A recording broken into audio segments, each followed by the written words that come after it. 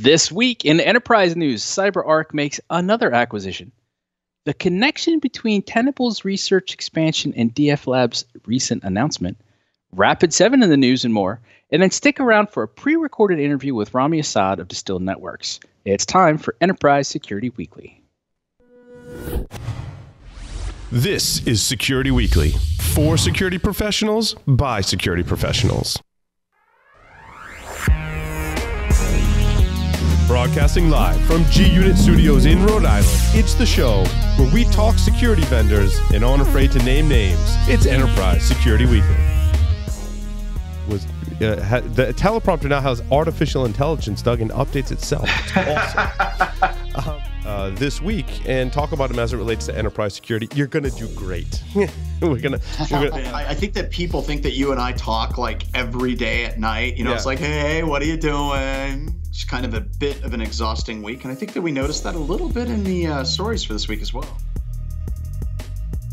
Stop attackers from domain credential theft and lateral movement with a 99% success rate by using artificial intelligence to control the attacker's perception of the environment. Javelin Networks is the world's first endpoint intrusion containment platform to protect domain networks. Javelin detects targeted attacks and breaches by obfuscating Active Directory, domain controllers, domain identities, domain credentials, and all domain resources. It only takes one compromised machine to jeopardize the entire organization. Don't be a victim. Visit javelin-networks.com and request a demo of AD Protect today.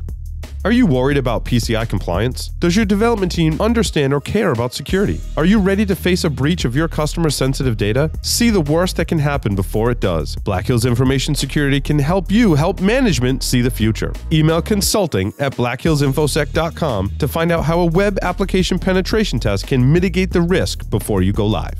Minerva Labs stops malware that traditional antivirus solutions cannot block. Minerva works with your existing anti-malware tools to stop evasive threats by deceiving them into a dormant state, dramatically increasing your rate of prevention. Minerva's solution does not require ongoing care and feeding and will not get in the way of business users. With Minerva, adversaries have to pick their poison, implement evasive tactics and get caught by Minerva, or don't employ evasion and get stopped by AV.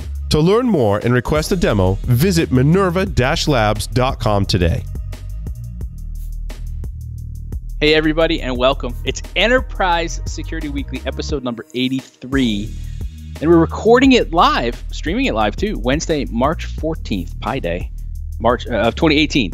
So I'm filling in for Paul. Michael Santarcangelo, your straight-talking guide to overcome friction, translate value into understanding, and accelerate results. And joining me from sunny Denver is the Wizard of Value. We have a lot more to say about you, Matt, but it's always great. And I love anytime you and I get a chance to get together, it's great. So Matt Alderman from Denver, sitting in the co-chair seat today. Welcome, my friend. Thank you. Thank you. Always good to be back on the show that I helped create, I guess. So. It is good, and I love what you've done with your voice. It's fantastic. You're bringing the I'm in my Barry White mode after being sick all last week. So yeah, baby. Well, and I'm glad you're not sick, so it's much better as well. All right, a couple quick announcements. InfoSec World, you've heard us talked about it. You've seen a lot of the different interviews. It's obviously going to be a great show. It's next week, March 19th to 21st. It's at Lake Buena Vista. I love saying that mostly because it's Disney. It's at Disney. And it's great. It's a great show. They do a fantastic job. Hopefully you're already going, but if you got that last minute opportunity to go, you can still save 15% off the main conference or the World Pass. Just use the code OS18-SW. And our crew will be there, so you can catch up with Paul and others in person and check out all the things that we've talked about. I'd love to know what you like best about it. And don't forget about our good friends at itpro.tv. Go to itpro.tv/securityweekly. And if you use the code SecWeekly30, you get to try it free for 7 days. And then you get 30% off the monthly subscription for the lifetime of your active subscription. I love it when people do stuff like that. It's a real benefit.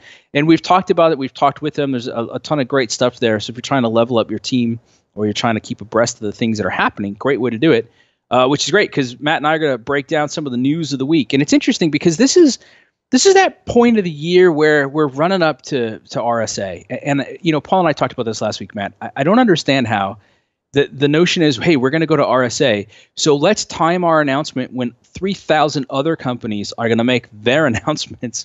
But it seems like sometimes things slow down a little bit, and yet you and I were able to come up with plenty of things to talk about today. But first, what's your take on the timing? Is that a good strategy to wait for something big like RSA? Does that get a lift outside of our community, or are people just not paying attention, and this is the right time to catch attention? Yeah, RSA is tough because there's so many announcements on Monday, Tuesday, Wednesday, Thursday that week. And so typically in the past, we've tried to do stuff the week before, try to get the news out before the mass news comes out the week of RSA, hopefully get a little bit of traction in the news, and then use that to get people into the booth and to see you at RSA. But it's a tough event from a news perspective. Unless there's like super major announcements, it's really tough to get any coverage at that event. And that's a good point you brought up, and then Paul and I were talking about last week. If I've got a booth and I've already spent all that money, wouldn't I get out in front of that, a couple weeks even, make your plans, here's why you should come see me, here's the problems we're trying to solve, here's the value you're going to, right? It's the same stuff you and I talk about all the time. It just seems like that'd be a good opportunity for people. And I guess maybe we've got some articles this week that cover some of those things, but you think so? Even just a week or two ahead, you think that's enough? You don't want to give people more lead time, or you think most people aren't going to focus on what they're going to do at the conference until they get there? So I start on Friday, right? Friday's the 1 month mark really for RSA to start, and so that's when I start pinging our prospects to say, hey, we're there. Here's information about where we're at. Presentations, because I have an early stage expo presentation, etc. So I will start marketing to potential prospects for RSA really about a month out, and then I'll send out some social blasts and some other things, a couple weeks and a week before, really to drive some awareness and traction. I won't wait until we get to the event. You can't wait that long. There's going to be 45,000+ people there. It's going to be a zoo. If you're not planning meetings now, it's going to be really tough to get people scheduled. So anyways, it's just, you've got to do a little bit of pre-planning for that event. And in our case, we're an early stage expo, so we're over at the Marriott Marquis. We won't be on the main floor. And so I have to let people know where we're going to be, because most people will be at Moscone, in the 2 expo halls, and I got to figure out how to get them over to the Marriott. No, that makes a lot of sense. Well, I'll tell you what, if I was going, and I'm not at the moment planning to go, you're definitely one of the people I'd come and see. I got to tell you, Matt and I have had some conversations off air about containers and security. In fact, it's inspired me. I'm going to write a piece that we'll put up on the site soon. Good stuff. So if you want to kind of get yourself ahead of the curve on some of this, I really like the way Matt's thinking about it, and you're going to get a chance to talk with Matt at a show like that. So it's kind of fantastic. All right, we can jump around some stuff here. We told people about CyberArk, Tenable, DF Labs. I kind of want to start with this first piece. The data breach victims can sue Yahoo in the United States. The reason I bring these types of things up is less, right, because this is an enterprise-focused show. It's to say, I think it's important to realize a couple things if you're in the enterprise today. Even if you don't necessarily disclose a lot of what we would typically consider personal information, it doesn't mean somebody's not going to sue you, or it doesn't mean they're not going to gain standing to sue you. And that needs to factor into some of your analysis and some of your decisions. And also, they were bought, right? So Yahoo was bought. Verizon's tried to have it dismissed out of hand, and the judge slapped them back and said, nope. Now, Verizon already got a discount because of this. It knocked quite a bit off the sale price, right? quarter of $1 billion, something. I mean, it wasn't small. And this is probably one of the first cases I've seen where we go, wow, there's some real harm. And so, I mean, I'm not surprised by this, but I also, frankly, I don't really see where the harm in this is either. I just kind of feel like somebody's just, beating on Yahoo. The interesting part of this is that Verizon tried to get it thrown out. The judge said, no. You can't get sued for this.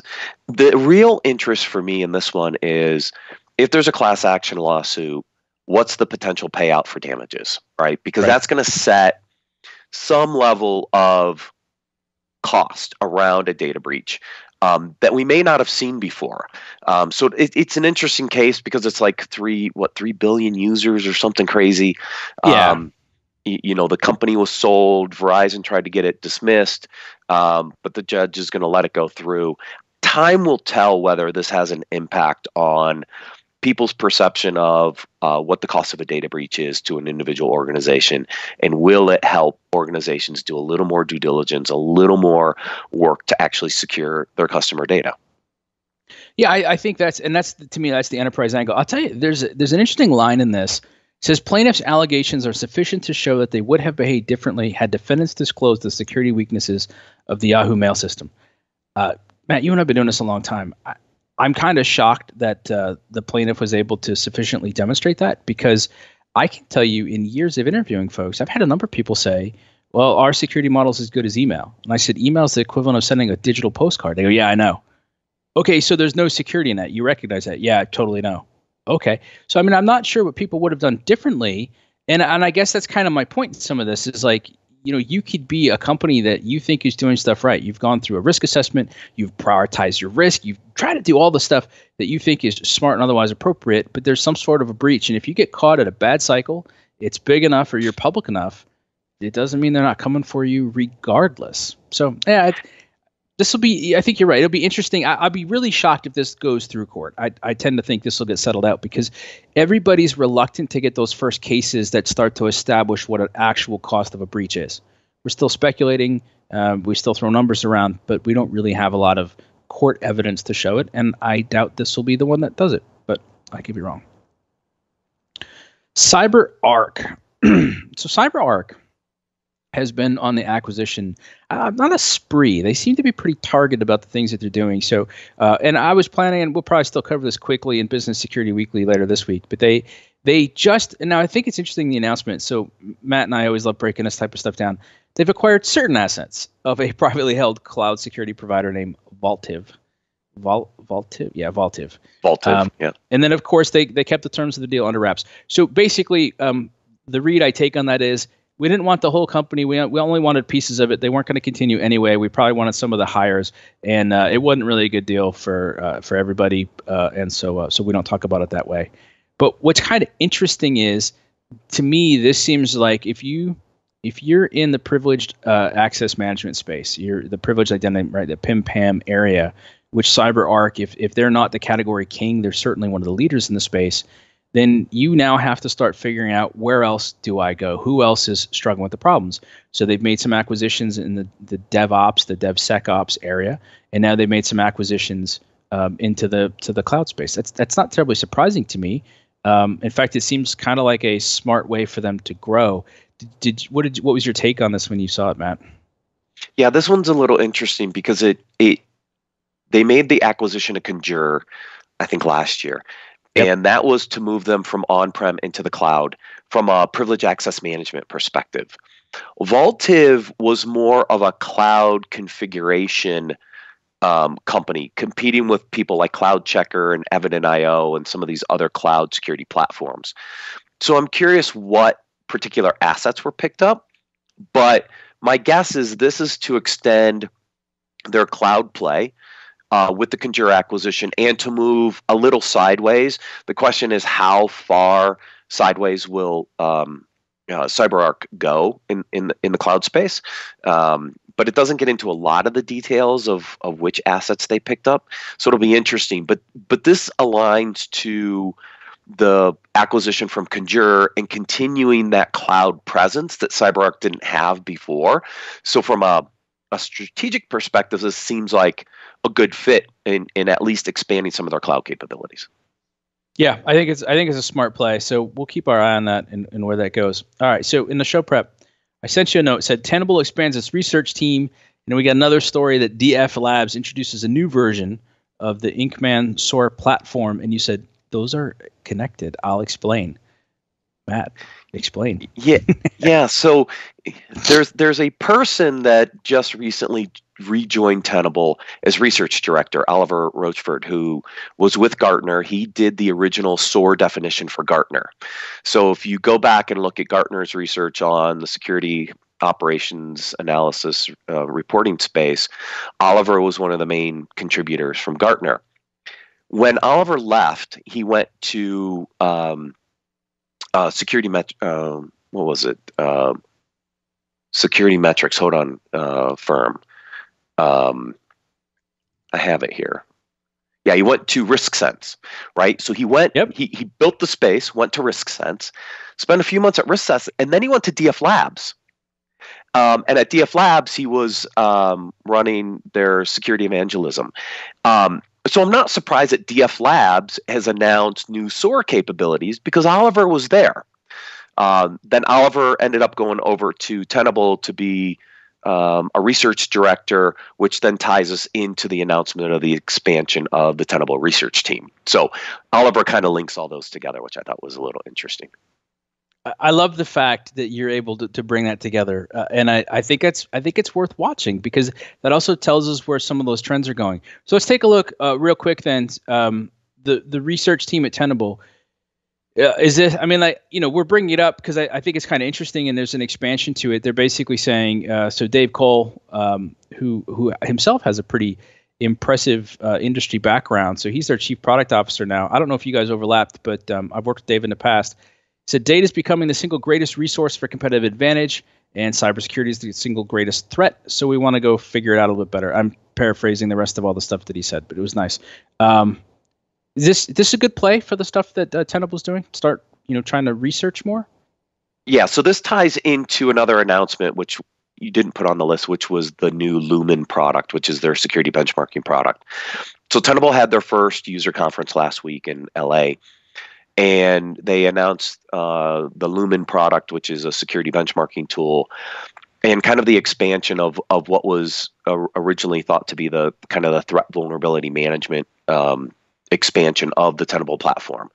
Research is a big part of that because not only the vulnerability research, which Tenable has always been great in. Tenable's research team from the 3 primary VM vendors, in my opinion, has been the best. I've worked for 2 of the 3. But the breadth of coverage that Tenable had on the vulnerability side was better than the other 2, just bar none. Now what they're doing, I think, is starting to expand into some of the threat areas and some of the other things that they're trying to pull together as part of threat vulnerability management. The Lumen announcement, which is the ability to start benchmarking some of this. And that research will be important for them to continue to figure out how to help customers prioritize where the highest levels of risk are, how to mitigate as much risk as they can, which is part of their new cyber exposure message. So this makes logical sense to continue to expand out into some of the adjacency areas that they'll need to support some of these new products on the Tenable IO platform. And then with DF Labs, I was kind of interested when I looked at some of their integrations. So to be fair, I've not covered a lot of the source space. This is more of I'm looking at it going, okay, I know it's improving, and I think this holds a lot of potential. I think the more that we can automate stuff makes a lot of sense. So as I'm looking at this expansion on the DF Lab side, I mean, they're basically saying, look, I can do all sorts of stuff to give you the granular flow that you want, but oh, by the way, I can do manual, I can do semi-automated, I can do fully automated steps, I can integrate all these things. Oh, and I now have bi-directional integrations with Jira, Recorded Future, Micro Focus HPE, Toughen, Cuckoo, Sandbox, and Carbon Black Defense. That seems like a pretty good list to me, but I was really kind of taken with the bi-directional integrations because I always look at, like, when you and I talk about value prop, right, I always add in that third bit, like, what's your impact? And if your impact is, well, it's a new technology, it's a new pane of glass, I don't really integrate with that much, or I don't really make anything you've currently got better, or I'm not helping with it. Seems to me like this is actually a good step in the right direction. Is that just great marketing on their point, or have you had a chance to look at this a little bit more and you like this? I haven't looked at this one specifically, but I've liked the security orchestration automation space for a while. I mean, Splunk's acquisition of Phantom 2 weeks ago basically put the SOA market on the map, right? So here you've got another SOA vendor really trying to make its claim into this whole orchestration automation space. Because now that Phantom, who really was the category king in the space, has been purchased by Splunk, I think you will start to see others potentially start to consolidate in the space. The SIM vendors are the ones that probably need these types of capabilities in order to help automate aspects of the incident response. And so what DF Labs is doing, what CyberSponse is doing, what Swimlane's doing, Demisto, et cetera, is all going to be important because I think acquisition targets. Right. So then the more stuff that you can integrate with, the better you become as a target, and the more useful you become overall. So definitely worth paying attention to. It's interesting. I put SolarWinds in here only because I had somebody ask me last week, somebody not in the security space. They said, "Hey, have you ever heard of SolarWinds and what do you think of them?" And I said, haven't really looked at them in like a decade or maybe a decade and a half. But gosh, if I go back to even getting my start in security, they were the name. They were a well-respected brand and a well-respected name. And so they now offer the free Traceroute NG tool to democratize network path analysis. I thought it was an interesting headline, artful certainly, but so they're still around and they're kicking. What do you think? I mean, is this nice? Was this something they needed to do? Is this trying to just keep them in the news, or what do you see? Well, the announcement seemed to say that this was a replacement for another product that was kind of end of life. Look, the network's shifting big time, right? We all know software-defined networks, the way we're networking in the cloud, you don't have the same visibility on the network anymore. I don't know if this is a big needle mover for anybody at this point, but if somebody needs to analyze their network, hey, free product, go for it. So yeah, and so to your point then too, it's they were getting rid of their popular but obsolete tool. So this way, you're not at least damaging the people who still like you and rely on you. So actually, I think it's kind of a good strategy. All right, last one for the week. Rapid7 announces the pricing of their public offering. Now, what's interesting is I glanced at this, looked at it quick, and went, "Why would we even talk about it?" And thankfully, you looked at it and said, "Let me tell you why we're going to talk about it." Because they already IPO'd. So when I looked at this, I went, "Huh?" So Matt, why is this interesting to us? What's interesting here is a couple things. One, somebody's trying to unload a couple, I think it's 2 million in shares from the company post IPO. So why? Somebody wants out, they're trying to raise some funds. I'm not quite sure, but they priced this at $26.25 a share, which is actually a discount to its closing price yesterday at $26.65. So I thought that was a little interesting. I rarely see public offerings for stock after an IPO. They IPO'd I think 3 years ago. So yeah, you could do it later stage, but I've never seen one this kind of early. So it was interesting to me to say, well, why is somebody selling 2 million shares common stock and they're selling it at a discount, which is interesting if somebody wants to get into the Rapid7 stock. It's been on a tear lately. Both Qualys and Rapid7 stocks have been really on a good growth curve over the past few months. So buying the stock at a discount, maybe interesting to somebody. The whole public offering after an IPO just intrigued me. Yeah, I think I dismissed it out of hand almost for the same reason that you went, whoa, we should take a look at it. And I'm glad that we did.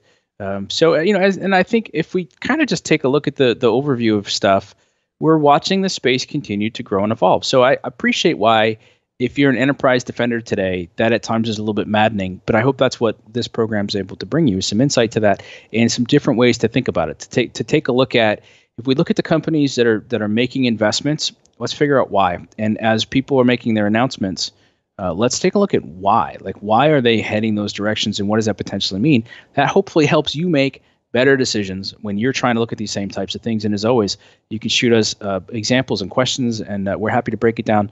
Matt and I tend to do Business Security Weekly more, but we're on this program all the time, and you can find Matt on most of the network at any given time.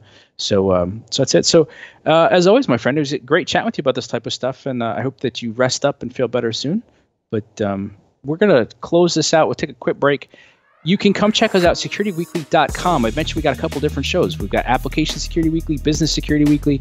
Everybody knows about Paul Security Weekly, Secure Digital Life, Hack Naked News, and Tradecraft Security Weekly.